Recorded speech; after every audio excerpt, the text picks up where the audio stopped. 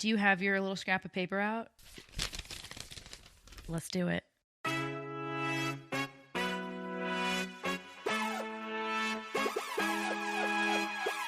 Hello, everybody, and welcome to the Women's Soccer Show. I'm Sarah. And I'm Helen. And we've just done this intro like 10 times, I think. And yeah, we have. that was the lucky 11th to get it right. We made it. The show has begun. It's officially taken off. Oh my God. What a week in football, but also what a week in my life. Oh, good. I'm glad we've already gotten to what's important. We know what's coming. I was gonna give you the intro and have you tell the story, but I think it's better for you to just I'm jump going right for in. it. Just go for it. I'm too excited to share my story. Let's do it. So in the last year, I have accidentally nearly crashed into Tobin Heath and Kristen Press. I haven't heard. Do you not remember? No, you didn't tell me this. Yes, I told you on air, dude. I don't you think so. Obviously moved on from it. And then this week, I bumped into the other three Americans in town. Rose Lavelle, Sam Lewis, and Abby Darkember. It's actually a broader story, but I'm just so embarrassed. So I'm going to give the quick, long and short. I was genuinely, I swear to God, I was on the way to buy some step ladders so I could put the football nets up that night for an 11-a-side game I had. So I was driving to an area of Manchester I didn't really know that well, and I looked on the side of the road. There on the side of the road was Box to Box Coffee Shop, which is owned by the one and only Jill Scott MBE. Did you know that before you went in there, though? I knew that Jill Scott owned it. I didn't know I was passing it. Okay. So I was like, holy moly, there it is. So it was really quiet when I went to the door. Like, it was like, there's no, whatever. And I walk in, and when I say the entire Manchester City squad was in there, the entire Manchester City squad was in there. And I was wearing a mask, obviously, because in the UK we still have to wear a mask. On my mask, kind of forgot, because it's just the mask I wear every day, is a picture of a guy called Tino Asprilla, who played for Newcastle United. So Jill's behind the counter, and she says to me, "Are you a football fan?" Were you shocked when you saw Jill? Okay, for everybody, I did know this story, but I'm getting more details than I'd gotten previously, because I just got some minor details in a photo, which was the best part, by the way, over WhatsApp. So now I get to ask some questions. Did you know she was going to be in there? Did you have a little freak out? No, she popped out. Okay. No, she just literally popped out from the kitchen area behind, and there's Jill Scott. She said, "Are you a fan of football?" I said, "Jill, I know who you are. I know who everyone is that stood behind me. I'm just trying to be cool right now." And Jill laughed, and she was like, "All right." And she goes, "Who's your favourite?" You have to say you, right? I said, "I haven't properly looked yet." And she was like, "Should I tell you who's behind you?" What a homie. She's really helping you out here. Yeah, really sweet. So it was like, I'm genuinely not exaggerating when I say the majority of the Man City squad: Steph Horton, Ellen White, Caroline Weir. I'm sure Claire Emsley was there. Would that make sense? Is she back in Manchester? Like, honestly, I could have sworn it was her.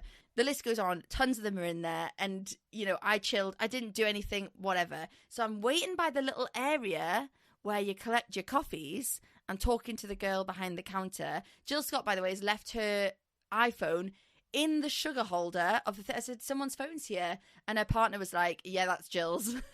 She just leaves it around the shop. She just leaves it in various places. Which is how I'd imagine Jill's got to be. And then in come three women with masks on.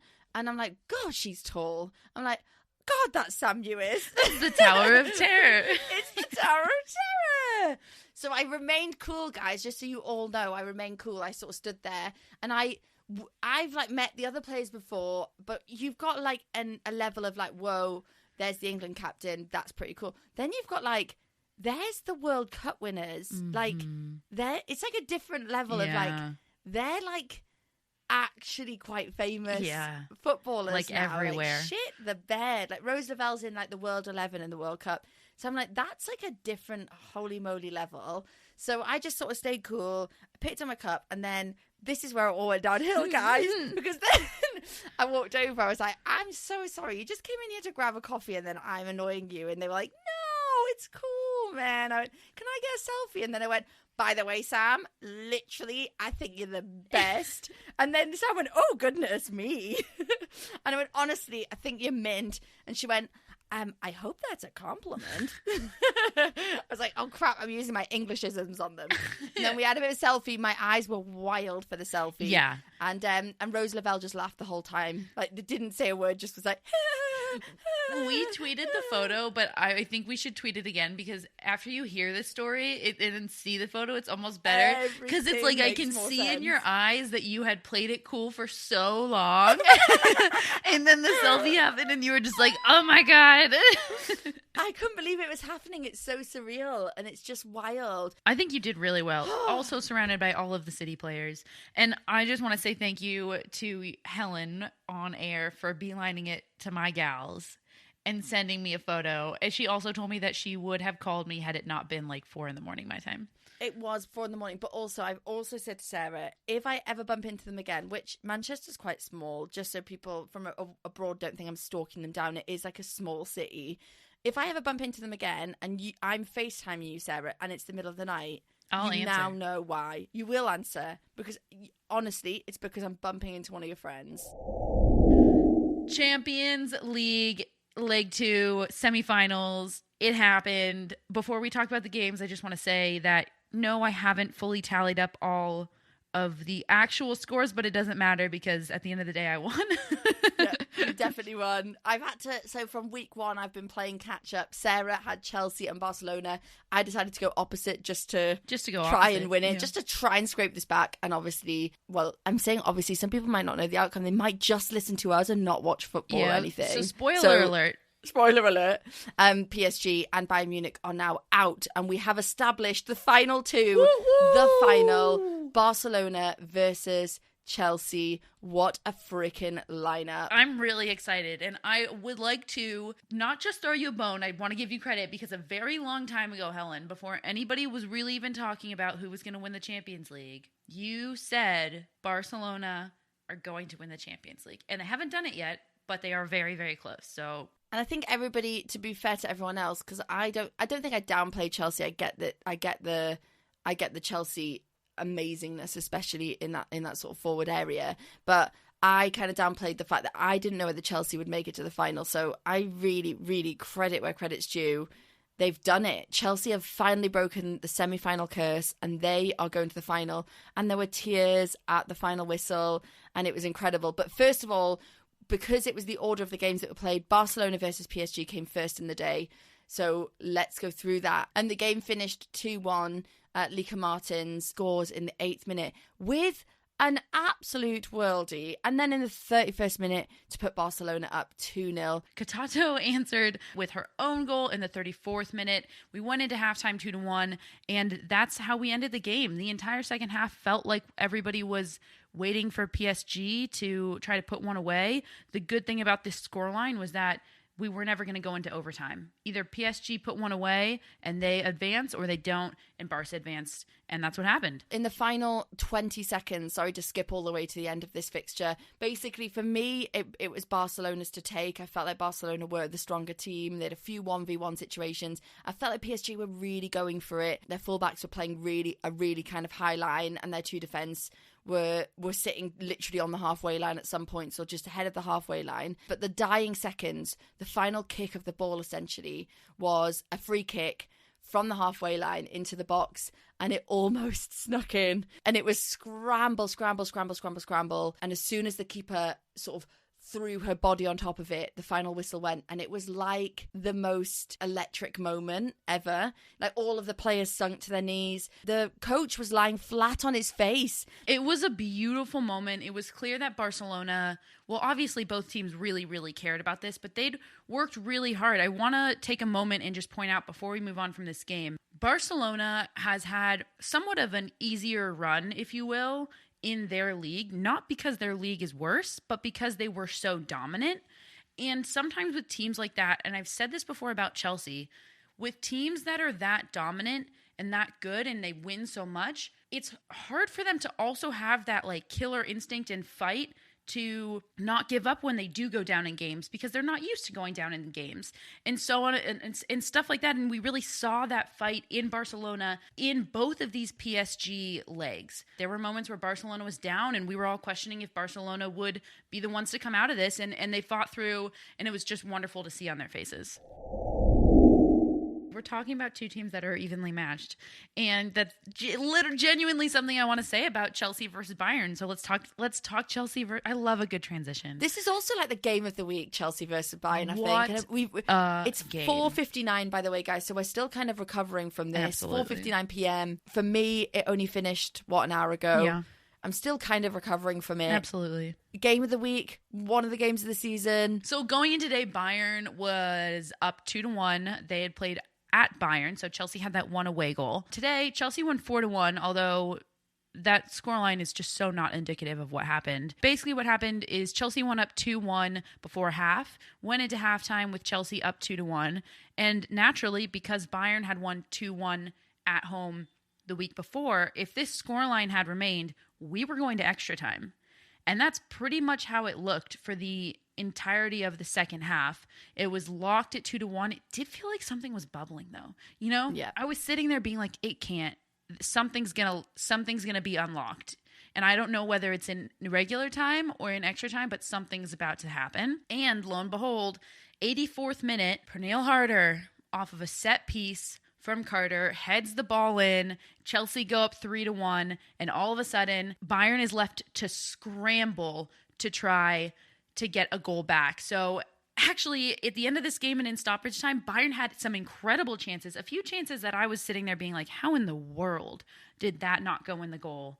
And then in the final minute of the game, on the final play of the game, Bayern sent their keeper up, obviously got caught out of position, and Fran Kirby just put the dagger in their hearts with a final goal. Who other than Fran Kirby for Chelsea, though? I mean, she's world class. Mm-hmm. I feel like I'm bandying around world class a lot at the moment. You are, but we're into some pretty world class games, so we'll allow it. It's just, I think it's coming to that part of the season where really players, it's like this is their moment to shine. A couple of interesting notes before kickoff even happened.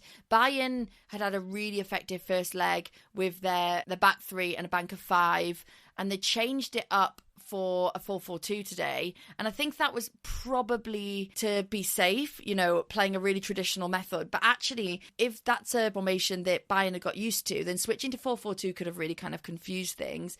And actually, it just gave Kirby and Sam Kerr an opportunity to kind of find space in between those players, because obviously you've changed from 5 players to 4 in the back line. And then the other really interesting thing, I think it's like, in a way, this was like the game of the managers, because Emma Hayes had gone into it and Hannah Glass had been, and was today as well, but less so. She made that game for Bayern in the last leg, both with her goal and with her assist to win 2-1.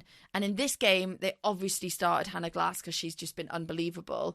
But she was up against Anderson in the last game, and I think Anderson had kind of struggled with her pace, with her ability to cut inside. And so there was a change-up. They brought on Neem Charles and Jess Carter, and I really thought that worked in their favour. My main takeaway from this matchup was that these were two very evenly matched teams, and I had a blast watching them because they were evenly matched, but at the same time with such different styles of play. And I think that the games really represented that. So we had moments where Chelsea took control of the game and they were playing in their classic style. They love to work the ball up the sidelines and then cross it in and find that, that ball in the box. Bayern had their moments. They like to sit back and they like to work the ball around, and very classic German style soccer is what they like to play. And both of these games had moments where it was like 10 minutes and it felt like Chelsea was dominating. And then it was 10 minutes, it felt like Bayern was dominating. And I think it was because it was such a ebb and flow between who was dominating, so what style that was really dominating at that time. And it was just a fantastic, absolutely fantastic matchup to see. I don't think that there was necessarily a better side. Chelsea got the better of Bayern today, and that's how it happened to end. And we're going to have a fantastic, absolutely epic championship. The championship is not next weekend. It is the weekend after. It's going to be Sunday, May 16th at 3 p.m. Eastern, which is 8 p.m. British time. We have to call the winner. I have to go with my guts, you know? I mean, like, I've been saying since the season started in September, we saw those wins ticking away for Barcelona. I knew that they were going to be a force. They've already experienced the Champions League final. They've got less of a terrifying run. I have a feeling the Spanish league is coming to an end now in terms of by the way, they still haven't lost a game in the league, so they've easily won it by about 25 points. So they've got nothing coming up except for the Champions League. If I was their coach, I wouldn't play them in any more fixtures. I'd just have them training. I'm going to go with Barcelona, and I'm going to call the score. It's going to be tight, but I'm going to go 3-2 to Barcelona in normal time. I think that's a good score call for the record. I can't match you. Like, that's exactly pretty much what I think, but I feel like I can't. So just for the fun of it, I'm going to go Chelsea, but same scoreline. I think it's Chelsea 3-2. Okay, Chelsea 3-2. Listen, these teams get no disrespect to these teams' defenses, but these teams can put away a lot of goals. They have world-class attackers. I would be shocked if there weren't a lot of goals in this game. On one more point, just on the PSG front. Helen. I'm just laughing so hard. Like, one more points have we had? One more point on the game that we moved on from like 10 minutes ago. 1 second. Let me just move on 1 second. PSG now are out. Their sole focus will be on the league, which I guess neatly brings us on to around the world, around the world. That was a transition. That wasn't an extra point. That was a transition. Yeah. Okay. Good transition, right? Yeah, it was a good transition. Yeah. So only 2 games over in the French Division 1, but one of them is crucial for that title race. Lyon took on Le Havre. Keen women's fans will remember Le Havre was one of the famous host cities of the Women's World Cup 2019, and they are investing in women's football, so big up Le Havre. But Lyon won 5-1 in this battle, which temporarily puts them at the top of the table with 51 points. But PSG have a game in hand and 49 points. Anybody who's really good at maths will realise that's only a 2-point difference. But only if you have a degree in math will you realise that that's only a 2-point difference. I nearly said only if you are PSG, but no, only if you are a PhD student in maths. But that's why we're here. We're here to do that math for you. If they win their remaining fixtures, PSG will win the title. Ooh. This league runs until early June, though, so we do still have time for Lyon to bring this back. And just on that note, obviously, PSG versus Lyon is still to happen. That game is essentially the title game. Moving over to Italy, second place Milan took on fourth place Roma in the Italian league. Roma would be desperate to close in on third place Sassuolo and grab all 3 points. The game ended 0-0 with a really even display from both teams. Juventus have yet to lose. 18 out of 18 wins for the old lady of football. I love the old lady of football. I'm so sorry I said Sassuolo. Yeah, I know. It really makes me sad, but it's okay. If you don't mind, I'll take Mexico so it doesn't totally mess everybody up, me saying Sassuolo and you doing the Mexican league. So I'm going to take the Mexican league. Don't worry, there's still a tight race at the top, even though we haven't talked about it in a couple weeks. Unal sit in first with 37 points. Guadalajara sit in second with 36 points, and Atlas sit in third with 34 points. Now, we have Helen, our mathematician, here to tell us, but I think I'm going to work this out here. That's a 3-point difference from first place to third place as we head into the last weekend of games. So these games are actually happening on Monday, which will be the day before you're listening to this, I assume. So as a whole, we're not going to have those final results for you, but I do want to set up what's happening in this league because it's absolutely wild. Not only do we have Unal in first, Guadalajara in second, Atlas in third, but guess who plays each other in the final games of this league? First, it's almost like it's set up. It really does feel like it's set up. First place, Unal is playing second place Guadalajara in the final game of each of their seasons. And then on top of that, third place Atlas is taking on fourth place Monterrey in their last game of their season. So this literally all comes down to Monday, everybody. Figs. Yeah, crazy week. It's so difficult for us to cover every single major game. And we do really want to start covering more. We're going to try our best to do it in the News in 10 because I know that it's been a crazy week over in women's football across the world. So we will try our best. But here's a quick advert break before we talk about the NWSL. Whoosh. Have you checked out Total Football Analysis yet? TotalFootballAnalysis.com provides researched analysis on loads of football games, including women's football. Want to know why Miedemar scores so many goals? Do you want to explore how City have turned it around this season?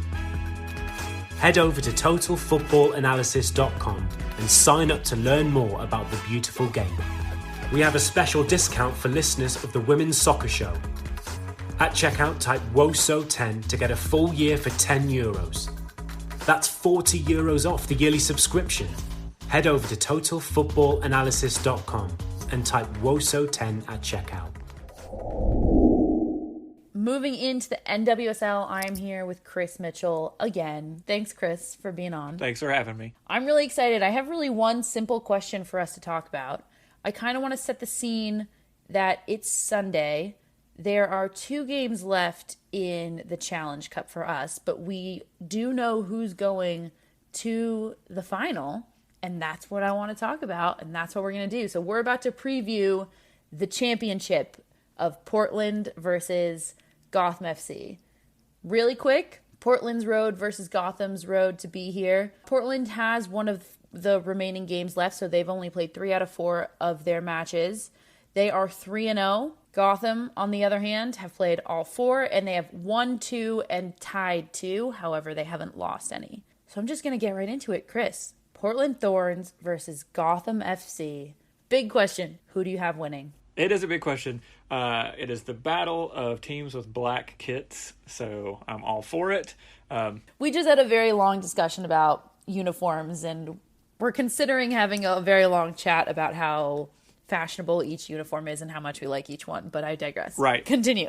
I'm calling Portland on this one. I think they're playing Houston for their last game. I think they will rest a number of players. They have that opportunity to do that. And Gotham has looked good. No, I'm not taking anything away from them. When they returned their internationals, it really helped them out. It boosted them. But Portland is just insanely stacked. I mean, when I was on last time, I forgot to mention this. They have Christine Sinclair, the literal GOAT, the greatest of all time.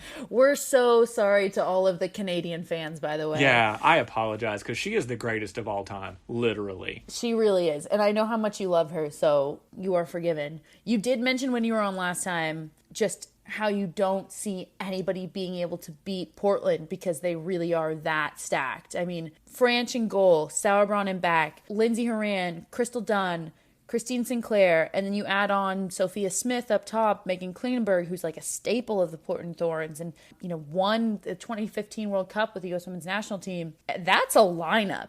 Tyler Lucy and, they're hard to beat. I do think the odds are absolutely going to be stacked towards them. They are the only team that have won 3 games in this tournament so far. The other team that they're facing has only won 2.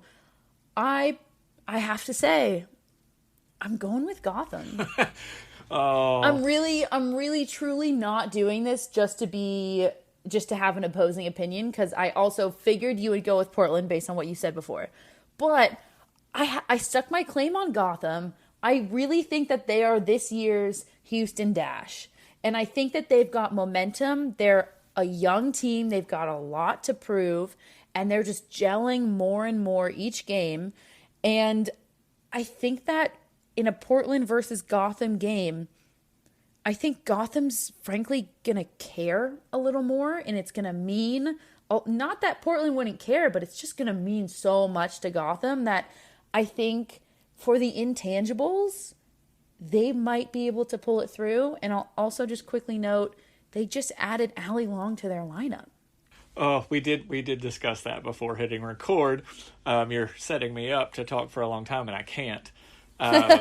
Shame on you, Rain, for letting Allie Long go. Shame. I truly don't know. I mean, we can speculate. It didn't make sense to me, but at the end of the day, a huge win for Gotham, right? Huge win. I mean, also, that's your hometown team, technically, there. So yeah. I can see why you'd pull for them.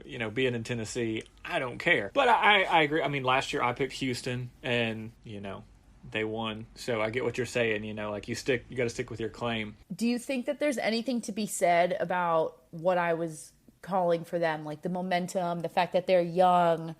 I mean, Portland's bringing veteran experience and people who have been there so many times and countless World Cup champions on their team.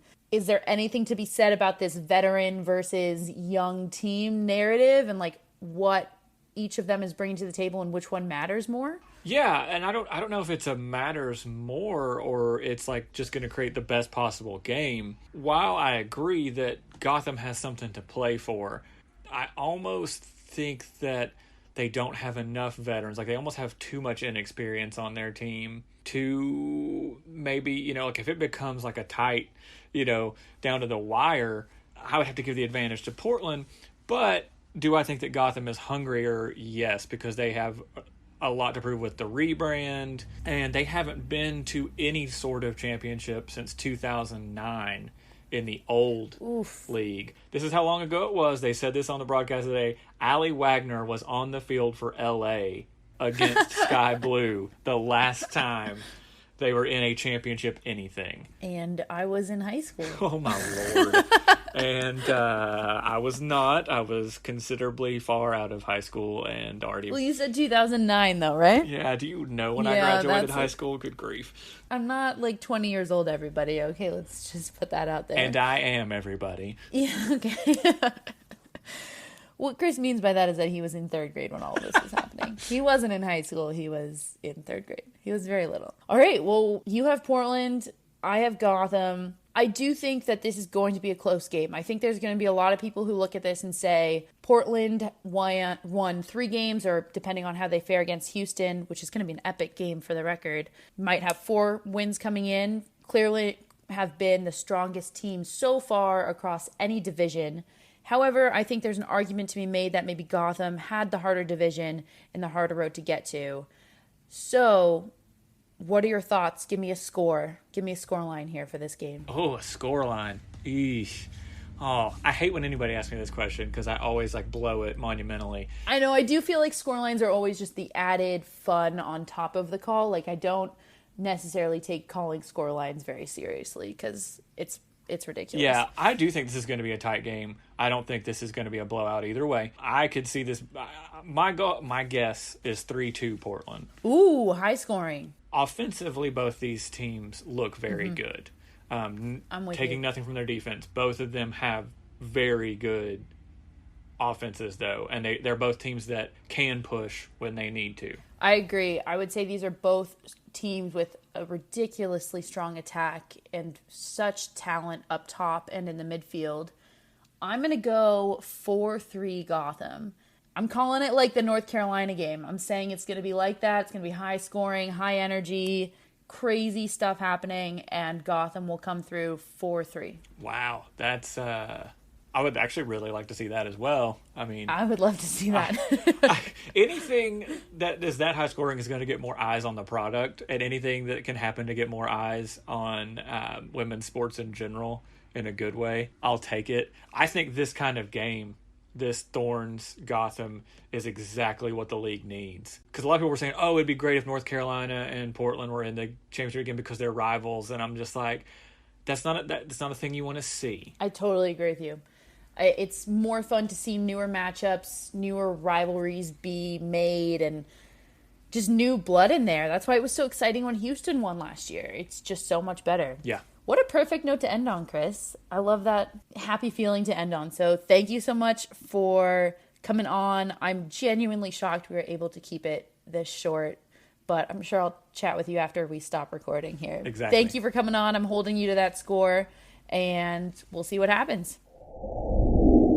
Over from the NWSL into the FAWSL. See what I did there? Quick recap of scores from this past week and weekend. We had 2 midweek fixtures. Aston Villa took on Birmingham City, which led to a 1-1 tie, and West Ham lost to Arsenal 2-0 in both of those midweek fixtures. This weekend, Aston Villa played West Ham in a crucial game for the bottom of the table. That ended in a 0-0 tie. Everton played Arsenal. Arsenal squeaked out an important 3 points with a 2-1 win. Bristol City took on Manchester United. Man U barely defeated Bristol City with a 1-0 victory. Both teams really needed that win. Man U for the top of the table. Bristol City obviously to try to stay out of relegation. But Man U eventually took away the 3 points. Tough game for Bristol City there. Reading versus Brighton was a middle-of-the-table clash that saw a 3-2 victory to Reading with a lot of goals. And finally, Manchester City, Helen's gals, who she saw in the coffee shop, played Birmingham City, and Man City did what they needed to do. Got 3 points from Birmingham with a 4-0 win. Yikes. It's all about the bottom of the table. It's all about it. And genuinely, is there anybody else out there in the world who starts at this point of their season to just like have scraps of paper where they work out what needs to happen or what's going to happen? I'm so glad you asked, because we're going to talk about it. So top of the table, Manchester City, Helen's gals, not just because she met them in the coffee shop, but because she loves them. They so much.